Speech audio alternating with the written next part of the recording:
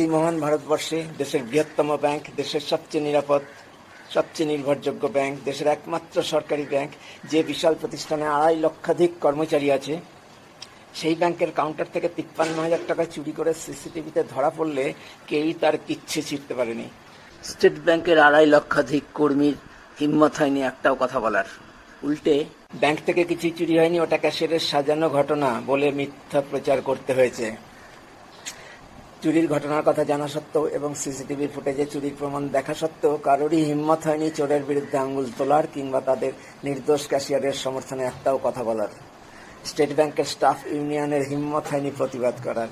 State ব্যাংকের chairman Rajneesh কুমারকে 8 বার অভিযোগ জানিয়ে প্রাইম মিনিস্টার্স অফিস, পিএমওতে, অর্থমন্ত্রকে, রিজার্ভ ব্যাংকে, ভারতের জাতীয় মানবাধিকার কমিশনে অভিযোগ জানিয়েও এই ক্যাশিয়ার কিচ্ছু করতে পারেনি।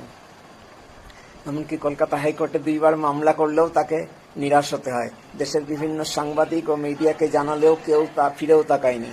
2021 সাল থেকে সোশ্যাল মিডিয়াতে সিসিটিভি ফুটেজ, স্টেট ব্যাংকের ম্যানেজারদের অত্যাচারের ভয়েস রেকর্ড, ক্যাশিয়ারের বিরুদ্ধে মিথ্যা প্রচারের কল রেকর্ড সহ হাজার হাজার পোস্ট দিলেও ক্যাশিয়ারের নিজের শহর মালদা, নিজের রাজ্য পশ্চিমবঙ্গ তথা সারা দেশের থেকে একজন মানুষও সাড়া দেয়নি।